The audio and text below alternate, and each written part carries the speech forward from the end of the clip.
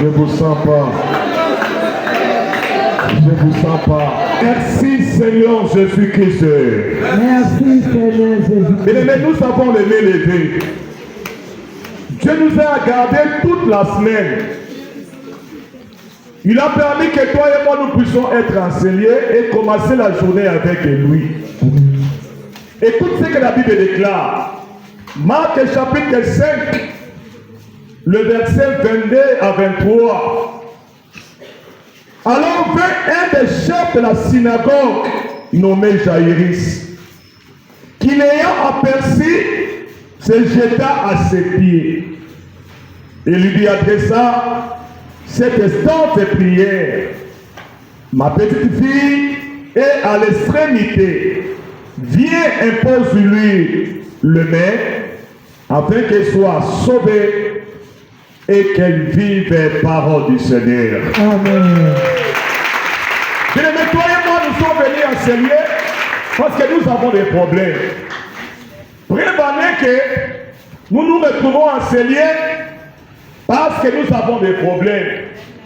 Ici, on nous parle de l'histoire d'un chef. Il était l'un des chefs de synagogue. Mais il avait un problème, lequel? Sa fille était malade. La Bible dit que sa fille était à l'extrémité. Lorsqu'il avait dit Jésus, la première de ces choses, il se jeta à ses pieds. Et c'est même dans la tombe de l'eau, Tommy voit que pas un ami, il y a Jésus. Celui qui est capable de changer ta vie, de changer ma vie. Jaïrus a reconnu l'autorité de Jésus-Christ. Il se jeta à ses pieds. Et il a dit, Seigneur, viens dans ma maison. Impose ma fille les mains, afin qu'il soit sauvé et qu'elle vive. Jaïrus avait compris, dans sa maison, il y a l'esprit des morts qui persistait. Alors, il a fallu que l'Éternel puisse y entrer dans sa maison pour donner la vie. Nous allons inviter Jésus-Christ dans mon abysso. C'est d'abord qu'il m'a invité Jésus. Tu diras, Jésus, je t'invite dans ma vie, dans la vie de mes enfants, dans la vie de mon mari, dans ma maison. La mort est entrée dans ma maison. Tu es capable d'enlever la mort. La mort est entrée dans la vie de mes enfants. Voilà la raison pour laquelle je t'invite. Le Dieu qui a créé le ciel et la terre, je t'invite. Entre dans ma maison, entre dans ma santé, entre dans mon travail, et levez pour moi en haute voix. Commencez à invoquer Jésus. Commencez à appeler. Oh, je vous sens pas. Nazoyo Kabinote. Nazoyo Kabinote. Nous Zawapi. Celui qui va inviter Jésus dans sa maison.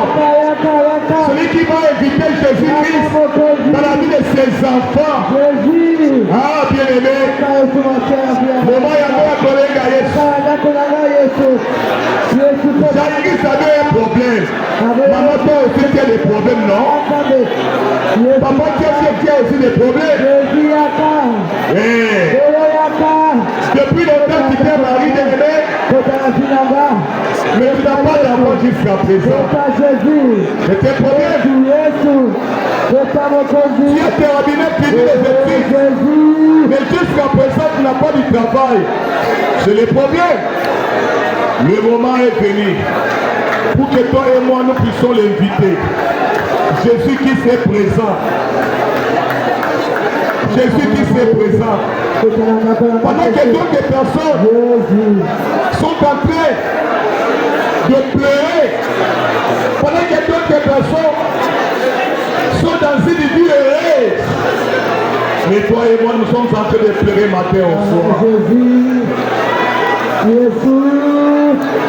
Allo Pinanga, Yesu Osala Kapika moi, Yesu Yangola Yesu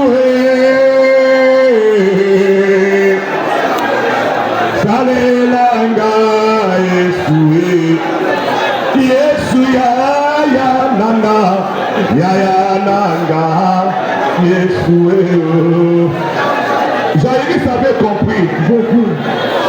Il s'est dit, je ne peux pas rater cette occasion. Comme Jésus qui fait là, la première des choses, je vais me jeter à ses pieds. Je lui parlerai. Dans ma maison, il y a la mort. Ma vie est à l'extrémité. Yebisabe Yesu, vie nanga ekomi na suka. Vie la nanga na suka. Pour Jésus, il y a possession, il y a vie nanga. Jésus possession, il y a ndaku nanga. Jésus possession, il y a d'activité nanga. Maman moi ça wapi na soyo kayete. Papa moi ça wapi na soyo kayete. La Bible dit parle toi-même pour te justifier. Ah, Jaïris avait compris. Il s'est jeté auprès de Jésus. Il lui cria, ma vie est à l'extrémité. Papa Wazawa, nous sommes exaltés. Moyen de la bataille, il n'y a pas si d'accord, tu vas arriver déjà à 6 mois. Jésus, Jésus,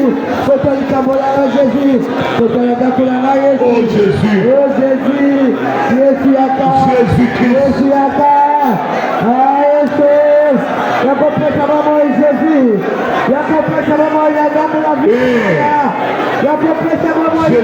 Nazareth. Il va donner la vie cet après-midi avant de dire pardon. Il va donner la vie cet avant-midi. Jésus avait pris la résolution.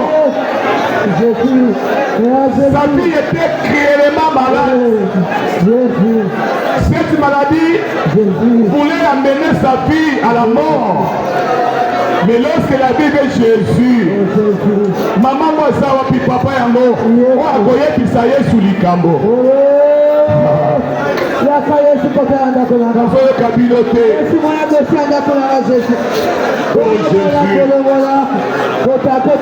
Alléluia.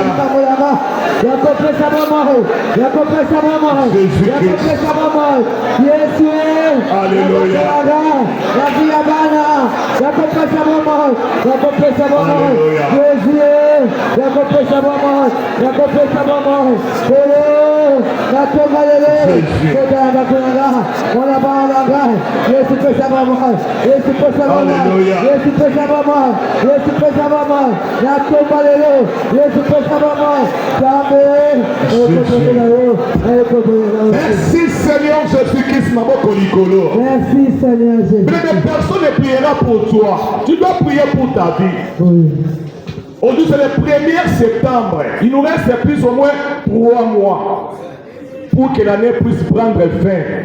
Mais le Seigneur Jésus avait compris. Il a dit à Jésus, s'il te plaît, entre dans ma maison. Ma vie est à l'extrémité. Impose-lui seulement les mains afin qu'il soit sauvé et qu'elle vive. Maboko likolo. Yebisa Yesu. Yaka kokotisa. Bomo ikati na bomo inanga. Yaka kolongola kupa oe bondi na kati na vi na ngai. Na mombongo na ngai, na kobota na ngai, na activité na nga, na vie ya bana na nga, s'il te plaît mokonzi, yaka kolongola kupa. Ah, mamango aza wapi, papango aza wapi. Nazoyoka bino te. Nazoyoka bino te.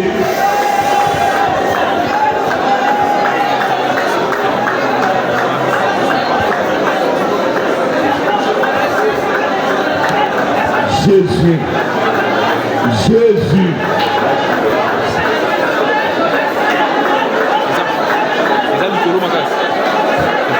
Oh Jésus, je connais que le Jésus a tombé là. Jésus.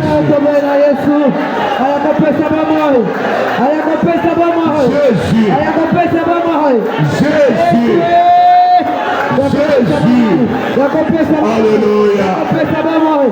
Gloire à Jésus.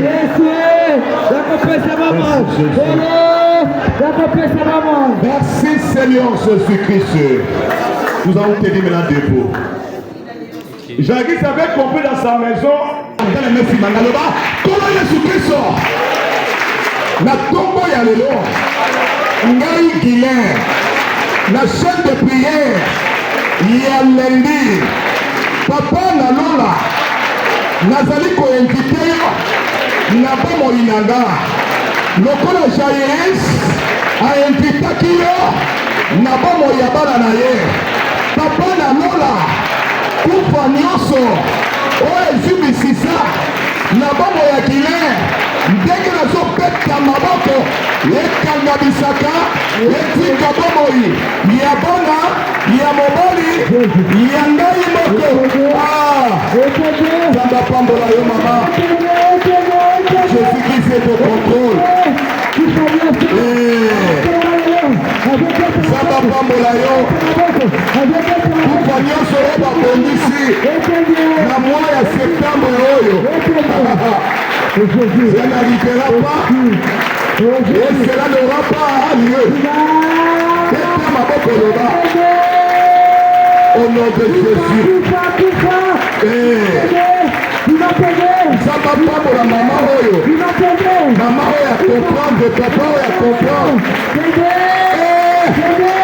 Jésus-Christ de Nazareth. Dégage la mort dans tous les domaines.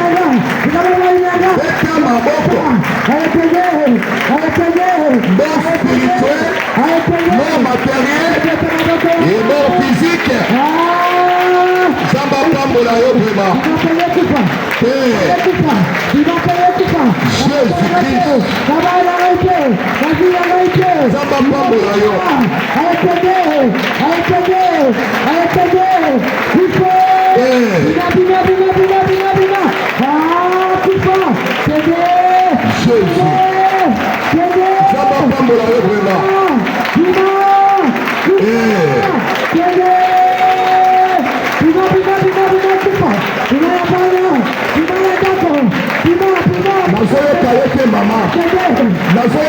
Papa, maboko zobeta wana esika bazoleka bazolinga yo lela maboko wana ekomi bagrenade ekomi bakate ezotya debandade la ténèbre Psaume 19 2 yoka Psaume chapitre 19 verset 3 le jour en essuie un autre jour. La nuit, on donne connaissance à une autre nuit, parole du Seigneur. Amen. Lundi, ils ont fait ça ordre na mardi. Pour l'échec na yo, pour la malheur na yo, pour la koufa na yo. Mercredi, ils ont fait ça ordre na jeudi. Pour l'accident à mon anayo. Jeudi, ils ont fait ça ordre na vendredi. Pour l'esprit des mots et l'andayo. Vendredi, ils ont fait ça ordre na samedi. Pour que Moutuka et tout à mobile nayo. Comment Jésus Christ na semaine oyo. Nandaku na ngai na kolela te. Oh nyonso oh lundi epesi mpona mardi mpona malheur na nga malheur abana na nga ndenge nazobeta maboko ekokokisama te oh nyonso lundi epesi mardi mardi epesi mercredi ordre mercredi epesi ordre jeudi jeudi epesi ordre vendredi samedi, samedi est passé dimanche, pour que les gens là, pour les là, dès que je peux ta maman,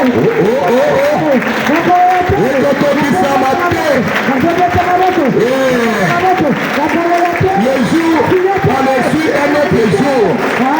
ekokokisa mate Jésus epesami na jour na journée ya lelo epesami na mardi pese ekoncrétise ekokokisa mate ombelisi epesami journée ya lelo lundi oyo kozala mardi ekokokisa mate oyo epesami na butu ya lelo lundi oyo ekoma na butu ya mardi likolo ya bana nanga likolo ya mwasi nanga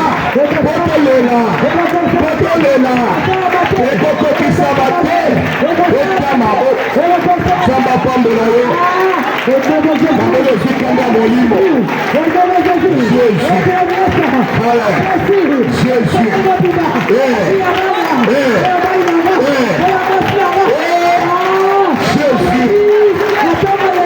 odelesa bandoki esi epesani na journée ya lelo ekopesa ordre na journée ya mardi epesi ordre na mercredi epesi ordre na jeudi epesi ordre na vendredi epesi ordre na samedi epesi ordre na dimanche projet wana ekokisama te ndikosopesa maboko ordre oyo epesami na moi likolo ya mobali na yo likolo ya bana na yo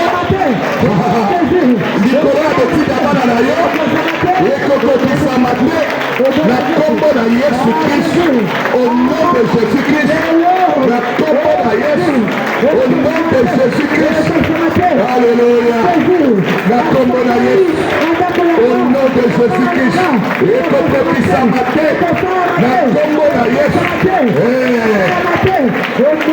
Jésus-Christ, alléluia, Jésus-Christ, ekokokisama te na kombo na Yesu-Christ, au nom de yoka sikoyo. La nuit en donne connaissance à une autre nuit. Butu ya lelo ezopesa ordre na butu ya lobi mardi. Mpona nini yo nanga tobela yo nanga itokufa yo nanga baentere biso dans le monde de ténèbres. Butu ya mercredi ezopesa ordre na butu ya jeudi. Butu ya jeudi ezopesa ordre na butu ya vendredi. Butu ya vendredi ezopesa ordre na butu ya samedi. Et butu ya samedi ezopesa ordre na butu ya dimanche.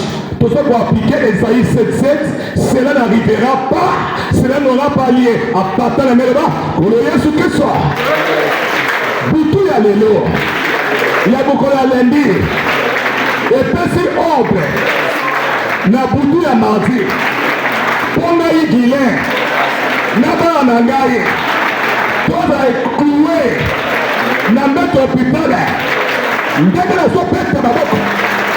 Ordre wana oyo epesami na monde molili na lendi ya lelo na butu ya lelo epesa ordre na mardi ndenge ezopeta baboko ebebisama zamba pambola yo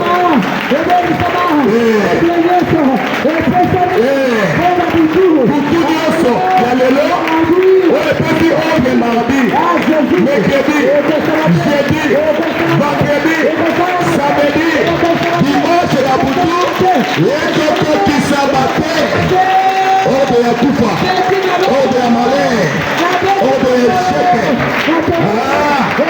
ekokokisama te zamba pambola yo na kombo na Yesu Jésus ekokokisama te au nom de Jésus-Christ na kombo na Yesu Jésus alléluia Jésus ekokokisama te Jésus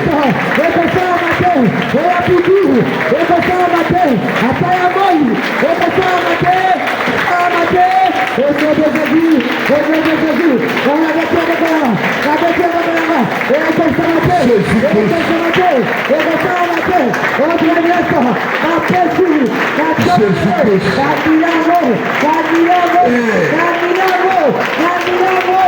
Au nom de Jésus-Christ. La possession et à moi septembre. Parce qu'aujourd'hui c'est le premier, n'est-ce pas? Tous en possession et à moi mon bimba. La Bible déclare dans Isaïe 54, le verset 15. Si l'on forme le complot, cela ne viendra pas de Dieu. La bête na bakolanga, na bakisi na makolo. Complot nyonso. Oyo esi esalami. Oyo elingi esalama. Na mois de septembre. Likolo na ngai bile, ya bana na ngai, ya mwasi na nga, ya bandeko na nga, ndenge nazopeta maboko. Complot wana. Ekokokisama te. Voilà. Nzambe apambola yo. Voilà. Tous les complots qu'on avait fait au mois de septembre, octobre, novembre, décembre, ça n'arrivera pas. Ça n'aura pas lieu. Voilà. Tous les complots, faites ça à mort. Au nom de Jésus-Christ. Au nom de Jésus. Complot sur la salle. La février. En septembre, en octobre, novembre, décembre. Et Coco qui s'abattait. Au nom de Jésus-Christ. Alléluia. Au nom de Jésus-Christ. Maboko Siko Likolo. Esaïe 54, 17. Partie B. Et si Basaki Maloba. Balobi ya de la journée à l'élo au mona. Bisika teka kako nyata mbasu. Moi oyo akolela. Mobali na ya akolela bakolobe musala. La Bible dit toute là qui se révèle contre toi en justice, tu la condamneras. Oko annihiler maloba nyonso balobi. Mikolo na yo, il y a mobondo, il y a échec, il y a humiliation, il y a condamnation, il y a régression, il y a coupa. Oh balobi, la mois de septembre, octobre, novembre, décembre. Ah, Débisa yango. Débisa yango. Au nom de Jésus. Sababambola yo yaya.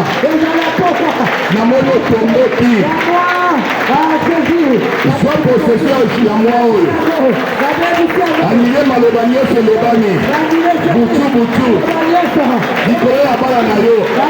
Oyo na classe bakoresir te lokuta. Maloba oyo elobani likolo na yo.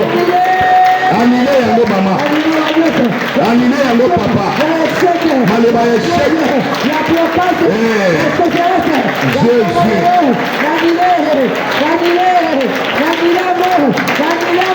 Alléluia. Jésus. Et que petit ça maté. Anile yango mama. Anile.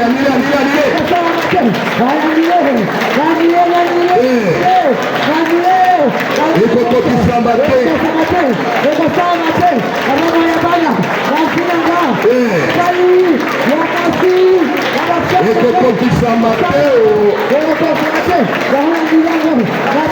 Samba pambola la moni détermination na yo.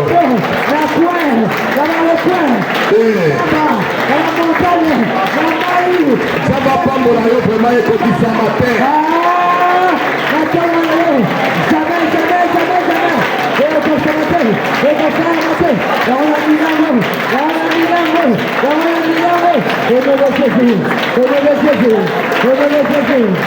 Alléluia. Oui, si balobi na mois septembre oyo. Pour l'activité na ye bondate et récité. Annulé yango. Maloba échec ya tout ya régression. Oui, si balobi na mois septembre oyo. Likola ba père na ye ya santé na yo. Ah! Annulé maloba wana. Ya tout maladie échec. Et Coco qui s'en m'appelle. La tombe de Jésus. Au nom de Jésus. Au nom de Jésus. Okokanga makasi simangai. na mois ya septembre oyo projet ya bandoki ekokokisama te loba kolo Yesu Kristo na mois ya septembre oyo ndenge d'accélérer na maboko projet ya bandoki likolo na ngai Guinée na ndako na ngai ekokokisama te au nom de Jésus-Christ. La Bible dit quoi? La vie et la mort sont au pouvoir de la langue. Oyo lobiwana, ça va se concrétiser. Son Père acclame Jésus. Père de gloire, nous voulons t'écouter pendant quelques minutes. Parle-nous. La Bible dit tu as envoyé ta parole est guérie. La parole qui va sortir maintenant soit une parole qui va nous transformer. Amen. Une parole qui va nous donner la vie. Nous détruisons tout ce qui n'est pas de Dieu, tout ce qui ne glorifie pas le nom de l'Éternel. Je ramène toute pensée captive par l'obéissance de Jésus. Dans cet endroit, la seule personne qui va régner, qui va dominer, il s'appelle Jésus-Christ. Dans le nom de Jésus-Christ, nous avons ici prié. Amen. Vous pouvez prier sur Christ sur ma bouche. Je vais parler pendant quelques minutes. Et le reste, nous allons prier. Alléluia. Amen. Bien, mais n'a pas moulé Nzambo a sangé Sibiso, le Dieu qui nous a donné la paix. La chose la plus importante, le souffle de vie. Il y en a qui sont morts, n'est-ce pas? Ils se sont retrouvés dans les morts à ce moment. Ils ont changé même l'identité. Mais au moins, Dieu nous a gardés, malgré nos péchés, malgré la sorcellerie. Il n'a pas tenu compte de cela. Il nous a gardés, il nous a laissés en vie. Et si au compte des gens qui sont vivants, toi et moi, nous sommes en vie. Est-ce qu'on peut acclamer Jésus le roi? C'est pour cela David, en disant que tout ce qui respire lourd, éternel. Mais hier, on était ici à l'adoration.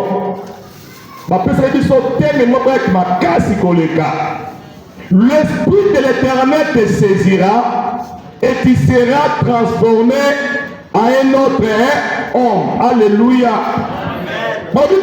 Mon ankolo ekosimba yo. Et tant ekosimba yo, ekotransforme yo. Okokoma mutu mususu. Ça dit quoi? En tant que chrétien, nous devons éviter le Saint-Esprit dans nos vies. Si le Saint-Esprit est en train de te diriger, en train de me diriger, laisse-moi te dire, papa, maman, l'Éternel va nous donner des orientations et des directives. C'est pour ça que Dieu déclare, marchez selon l'Esprit et vous n'accomplirez pas le désir de la chair. Galates chapitre 5, 16. Nous devons marcher selon l'Esprit. Or, quelqu'un qui a l'Esprit de Dieu, il marche selon l'Esprit de Dieu. Il va recevoir des directives et Dieu va lui parler à tout moment. S'il veut faire quelque chose, tout d'abord il va demander au Saint-Esprit. S'il veut commettre un acte qui est contre la parole de Dieu, comme le Saint-Esprit est avec lui, il te dira, ma fille, ne fais pas ça. Mon fils, ne fais pas ça. Parce que ton corps là est le temple du Saint-Esprit. Alors quelqu'un qui n'a pas le Saint-Esprit, bien aimé le Seigneur, il est comme une poids de sorcier. Il est comme une poids de sorcière. C'est pour cela, en tant que nous, les chrétiens bien-aimés, nous devons être remplis de la puissance du Saint-Esprit. Et quand tu as le Saint-Esprit, tout ce que tu feras réussira. Parce que le Saint-Esprit va te donner des orientations. Le Saint-Esprit va te donner des orientations, des révélations. Et il va augmenter la vie de prière intense dans ta vie. Alléluia. On ne parle de l'histoire. Dans la Bible, il y avait un jeune homme. Faute de temps, je vais parler pendant quelques minutes. 1 Samuel chapitre 10, verset 1 à 16. Bien aimé, ici, on nous parle de l'histoire de Saoul. La Bible dit qu'il y avait un homme qui s'appelait Kis. il était Benjamin. Et la Bible dit cet homme-là, il était un homme fort, vaillant. Babengi homme fort et vaillant. Donc il avait la force. À un moment donné, il avait perdu ses brebis. Alors, Abengi Moanaï à Mobile, Saoul vient. Alors, Nabuki si Bibrele Dangaï, ça serait mieux. Ok, Nekoluka Yango, mais tu n'y partiras passer. Tu seras accompagné avec mon serviteur. Chemin faisant, on dit Koluka Bibrele. Bible la Bible, dans Samuel 9, on dit la première version de Kita. Batamboli Koluka Bibrele, Batamboli Koluka Bibrele, bien aimé, Bamonaki Yangote. Alors, le serviteur a proposé à Saoul en disant, je connais un prophète qui habite dans cette ville. Si nous allons aller là-bas, le prophète va nous orienter, va nous parler, alors Saoul était très content par rapport à l'idée au serviteur à Pesaki. Aïe, si serviteur, oui, on peut y aller, c'est pas un problème. Mais j'ai remarqué dans ma sac qu'il a dit ça, et l'autre est salité. Serviteur a dit non, et ça la mort à mon cœur est tikalaki, et ça la porte de la sac, comme ça on va y aller. Bien aimé chemin faisant, Saoul n'a son sali, il y a tatanaye, babandi kokende. Bien aimé le Seigneur, selon le programme ya libota, il y a Saoul qui c'est spirituellement déjà, moi on a déjà esclave. Là c'est le plan, il y a Ndaku, il y a Banani, il y a Saoul. Babandi kokende, pour la solution, Bible Bible. Tant que comme il n'y a pas un prophète, le prophète Samuel. Tant que comme un jour avant que Saoul a comme et pas un prophète, Dieu avait averti à Samuel de rendre Saoul comme le roi en Israël. Là-dedans, bien. Saoul a kendaki koluka bampate ya tata na ye. Son père lui avait confié une mission pour la koluka bibouele na ye. C'est-à-dire quoi? Makanisi na biso batu eza makanisi ya Yahweh. Bisika biso batu tukoka na suka nde bisika ye sasa nini nde abandaka. Oh, selon calendrier Yandaku ya Kise, Saoul devait être là-bas pour surveiller ou bien pour Nakolanda Babibouane ya Tatanaye, en d'autres termes, il était esclave. Alors, selon calendrier encore, Saoul a été choisi de Dieu. La Bible dit ceci, avant un jour que Saoul a comme pas le prophète Samuel, Dieu avait déjà averti à Samuel en de Saoul comme un roi. Son père lui avait confié une mission de chercher ses brebis. Mais tandis que Dieu lui avait confié une mission pour libérer les enfants d'Israël entre les mains des Philistins. Alléluia! Mission d'une bonne beauté pesio.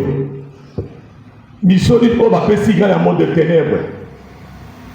On dit bota était et ça te oye soit lobby.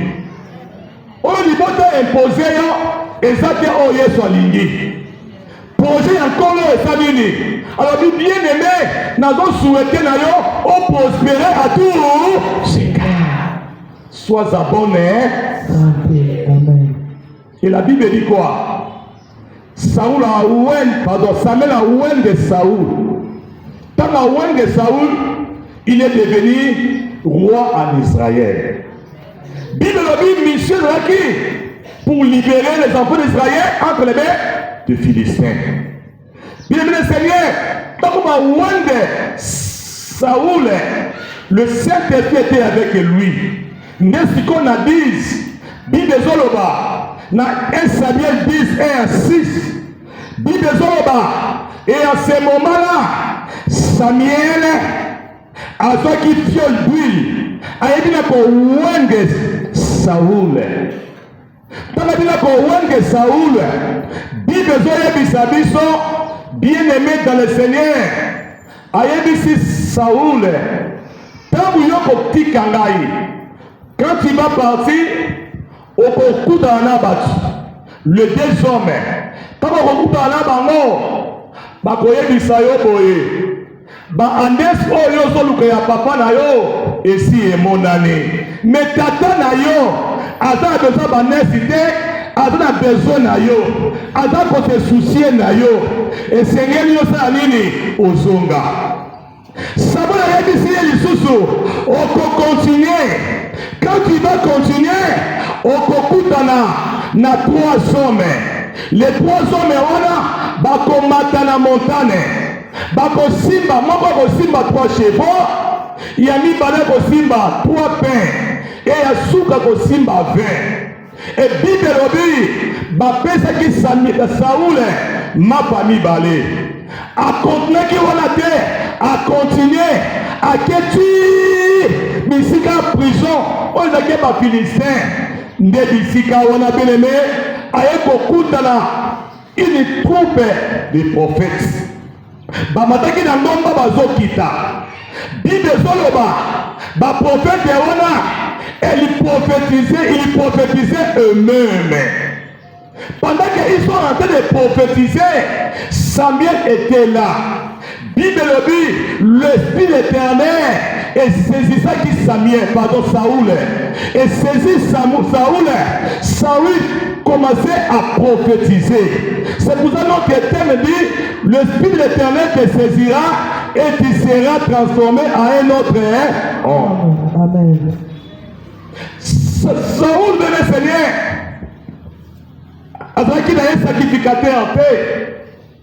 Mais quand à Koutani, n'a pas prophète wana, Bible Zoloba le Saint-Esprit et qui t'a qui katinaye. Parmi les gens qui prophétisaient, Saoul était là. Il a été de prophétiser. Il a dit l'Éternel, l'Esprit éternel te saisira. Tu seras transformé en un autre homme. Bien aimé le Seigneur, ce matin, laisse-moi te dire, quand le Saint-Esprit va te saisir, tu seras à un autre homme, n'est-ce pas? Il va te transformer, tu seras à un autre homme. Ça veut dire quoi? Quand le Saint-Esprit va te saisir, il va enlever toutes les choses des ténèbres qu'on avait mises sur toi. Quand le Saint-Esprit va te saisir, il va enlever toutes les ténèbres qui pèsent sur toi. Amen. Quand le Saint-Esprit va te saisir, il va enlever toutes les paroles de la malédiction qui a été prononcée sur toi. C'est pourquoi nous les chrétiens, j'insiste, nous devons être remplis de la puissance du Saint-Esprit. Et quand tu as le Saint-Esprit de le Seigneur, même si qu'on t'avait mis dans une prison spirituelle, tu vas sortir. Amen. Regarde notre frère, il a été esclave. Il a été esclave. Son père lui avait confié une mission. En tant que thème spirituellement, il était esclave. Mais quand il s'est croisé avec l'homme de Dieu, il s'est croisé avec Samuel, le Saint-Esprit était descendu sur lui. Notre frère a été libéré. Alléluia. Et ce matin, laisse-moi te dire le Seigneur, comme le Saint-Esprit va te saisir, à kolongola identité à ténèbres, oh bakola likolo na yo, à kolongola identité à mbembe, oh batakati na yo, à kolongola identité à chimbirike, oh batakati na yo, pe okokoma mutu mususu. Alléluia. Amen. Et tant que okokoma mutu mususu, tu marcheras toujours la tête haute. Amen. Tu marcheras toujours la tête haute. Alléluia. Et quand il sera, tout touché par saisi par le Saint-Esprit. Bien aimé Seigneur, Saint-Esprit a le conduit à Kolobelaka yo, à Kobimisa en esclavagisme, na prison à Libota, et tu seras libre. Yamoto Seigneur na biso, na Tongo ya lelo, nous devons être saisis par la puissance du Saint-Esprit. Quand tu as le Saint-Esprit, tu as tout. Hein? Quand tu as le Saint-Esprit, Dieu va te montrer des choses cachées. Amen. Il a dit dans Jérémie 33, toi invoque-moi, je te répondrai, je t'annoncerai des choses cachées que tu ne connais pas. Avec le Saint-Esprit, nous irons loin. Avec le Saint-Esprit, nous remportons la victoire. Amen. Nous, en tant que les chrétiens, nous ne combattons pas pour avoir la victoire, nous combattons dans la victoire. Pour que la victoire soit certaine, la première de ces choses, tu dois être rempli de la puissance du Saint-Esprit. Et mission ya tata na ekis et simba qui les sous-sauté. Musala pesa qui a mon lili et simba qui était. Parce que ensemble a bon qui na calendrier naé que lui il devait être roi. Yo penzambe aligia memawe bisika oya bongisi. Selon calendrier naé, non selon calendrier libota. Zamba pamola biso. Amen. Côté misiko likolo. L'Esprit éternel te saisira. Tu seras transformé à un autre nom. Aboko siko likolo. Na 15 balobi, dès que Saoul tourna le dos pour se séparer avec Samuel, Dieu lui avait donné un nouveau cœur. C'est après, avant midi, Dieu va te donner un nouveau cœur. Il y a méchanceté, il y a colère violente. Aboko likolo. Nous appelle merci. Parce que cet après-midi, nous avons saisi na moli monayo. Moli monayo ko kitakati na bomo inanga. Moli monayo ko kambanga. Moli monayo ko konduinga. Manda ko bonda na kombo na Yesu Kristo. Alléluia. Jésus. Nazo yoka yote papa mama. Nazo yoka yote papa. Jésus-Christ Nazareth. Jésus-Christ Nazareth. Alléluia. Jésus-Christ. Jésus-Christ. Alléluia.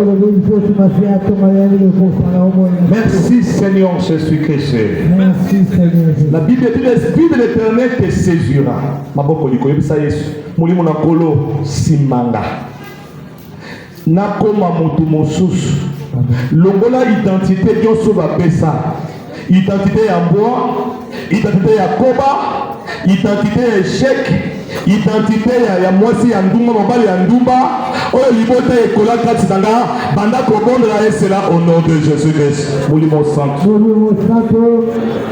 simbangai komisanga ye motu ya sika bimisanga na systeme ya libota bimisanga na calendrier ya libota.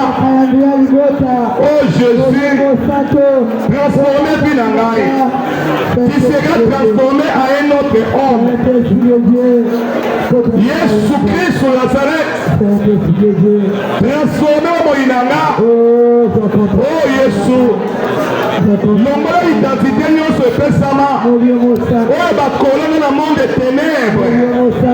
Jésus-Christ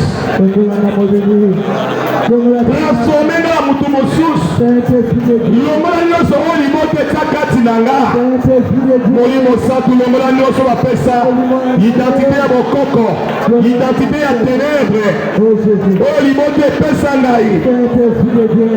Alléluia. Jésus. Alléluia. Jésus. Alléluia. Jésus. Alléluia. Samba pambola yo. Molimo santo tobeleli yo. Yaka kotransforme bina ngai. Komisa ngai motu mosusu yawe. Komisa ngai aide homme surnaturel. Jésus-Christ Nazareth. Molimo na nguya tobeleli yo. Yaka. Jésus-Christ Nazareth. Alléluia. Jésus-Christ Nazareth. Jésus-Christ.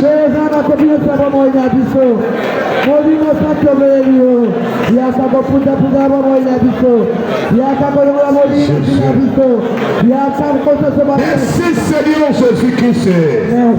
Dans 1 Samuel 10 verset 9, dès que Saoul lui tournait les dos pour se séparer de Samuel, Dieu lui donna un nouveau cœur. Et tout ceci s'accomplit le même jour. Maboko likolo. Yebisa Yesu. Pesanga motema ya sika. Longa motema obataka nanga. Motema ya lion, motema ya lione, motema ya crocodile, motema ya mboa, motema ya hippopotame. Obataka nanga. Saint-Esprit pesanga motema ya sika. Bandako bondo la esela au nom de Jésus-Christ. Alléluia. Jésus-Christ. Samba pambola yo. Molimo santo. Pesanga motema. Motema ya sika. Longa motema nyonso bapesanga ya méchanceté. Jésus-Christ Nazareth. Jésus.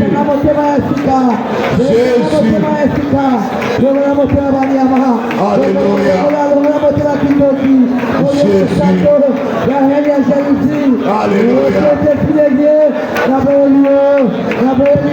Merci Seigneur Jésus-Christ. Merci Seigneur Jésus. Papa na Saoul apesa mission pa mwana tambolaka, il était comme esclave parce que Saoul azaki na mort adite pa ya tata na ye parce que son père était homme fort à bataille. Mais là comme Jésus-Christ na tombo ya lelo na mungula molimo safi pe na volonté nanga ndenge nazobeta maboko mission nyonso oyo libote epesanga mpona nasele na bango ndenge nazobeta maboko nazoboya mission wana beta maboko boya mission oyo monde molili epesa yo nanga. Gloire à Jésus. Samba pambola yo mama papa. Jésus. Gloire à Jésus. Molimo santo na nguya. Nazoboya mission nyonso wapesinga. Le Saint-Esprit est avec moi. Nazoboya mission wapesinga. Ya esclavagisme. Naboyi yango. Oyo kotindikanga nasalela na pota lopondo. Nazoboya yango. Au nom de Jésus. Au nom de Jésus. Gloire à Jésus. Alléluia. Boya mission wapesa yo nanga. Na kombo na Yesu Christ. Jésus-Christ. Alléluia. Jésus. Alléluia. Jésus. Au nom de Jésus. Pendant que Saoul était là, il était passé. Le serviteur de son père était toujours derrière lui. Il ne pouvait pas s'en sortir. Pourquoi? Le serviteur était derrière lui. Voilà la raison pour laquelle si vous lisez la Bible déclare Samuel a tombé qui a ici serviteur et à Saoul. Allez, les caliboso. Tikabiso. Il dit serviteur à l'équiliboso. A ici Saoul. Reste-toi. Je te ferai entendre la parole de Dieu. Abattant les mains. Ne va connaître ce que ça. Serviteur nyoso. Oh, il va te faire ça. N'ayez pas d'aller battre. Oh, il a la kangaï. A contre la kanga. A silibé la kanga. De près et de loin. ndenge nazobeta maboko nazokwesa ye samba pambola ye mama missionnaire nyonso batinda oyo batina kote na yo akontrolaka yo asindeyaka yo beta maboko samba pambola yo Jésus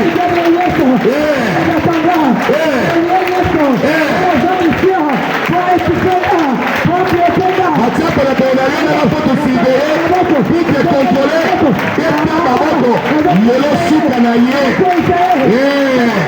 avec le Saint-Esprit azokoya eta maboko loba au nom de Jésus la kombo na Yesu azokoya oya contre-graphie na ngai oyo batia liboso na nga nsima na nga pour me contrôler, pour me surveiller nayeba ye te lelo sie lelo akokoya nzambe apambola yo mama papa apambola yo au nom de Jésus Christ akombola Yesu au nom de Jésus peta maboko nzambe apambola yo Jésus gloire à Dieu Jésus alléluia batie nyama ezala toujours na contrôle la vie na yo badelege nyama ou bien moi ou bien chimpanzé ou bien niao batie na disposition ya vie na yo pour te contrôler, pour te surveiller oyebaka te et ils sont là-bas au village mais tout ce que tu fais ici ils sont au courant bayebaka ngo ndenge nini batia eloko moko nyama moko na disposition na ye pour te contrôler, pour me surveiller à partir de maintenant donc bakona Yesu Kristo nyama nyonso azala mbwa azala niau oyo batia ye na disposition na nga pour me contrôler, pour me surveiller ndenge nazobeka na moko akufa nzambe apambola yo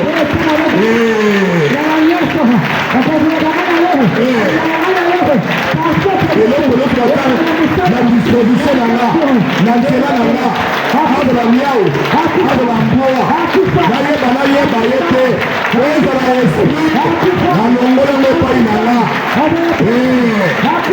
gloire à Jésus oyo batali boso na ye na nga Jésus alléluia Jésus Christ alléluia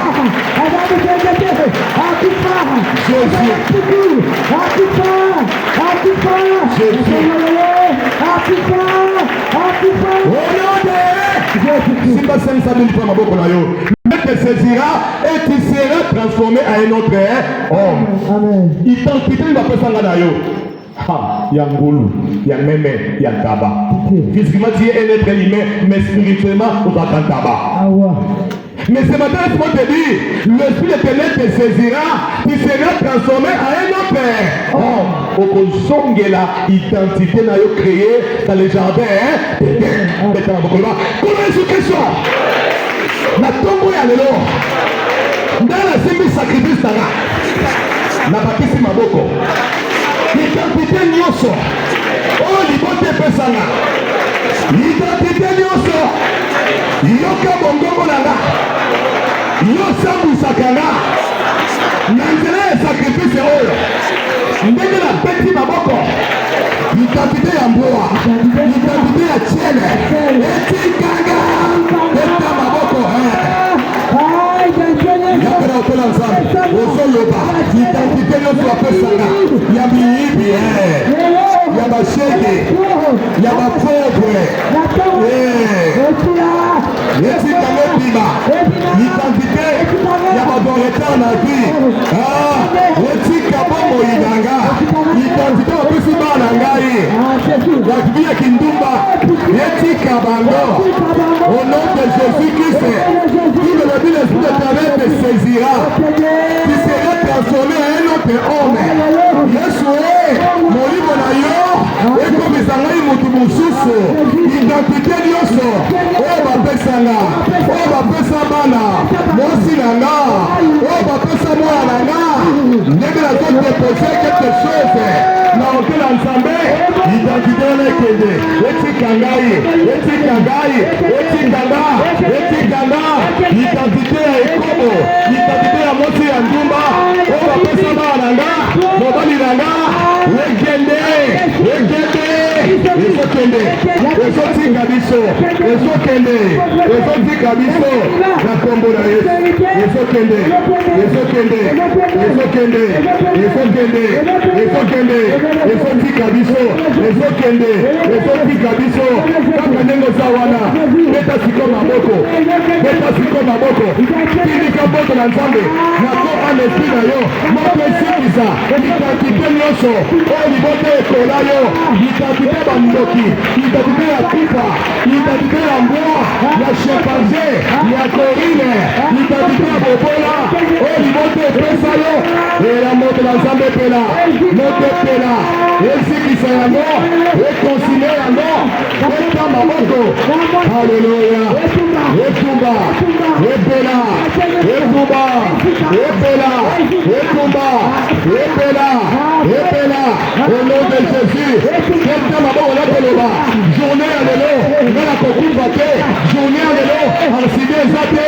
Journée à l'élo, matanga eza te. Journée à l'élo, eloko moko tokobela ngai te. Oyo nakosimba na kosala, ekozala beni o. Semeni oyo, ezala beni. Semeni oyo, semeni ya miracle. Semeni oyo, ya baelevation. Molimo santu, zwa biso ya chance. Ngengisa biso, biso bayeke toutes les ténèbres. Kati na bi na biso, kati na bi na biso, kati na bi na biso. Au nom de Jésus-Christ. La Bible dit tout ce que vous demanderez à mon nom en priant, croyez que vous l'avez reçu et vous le verrez. Est-ce qu'on peut acclamer Jésus le roi des rois? Nous sommes arrivés à la fin.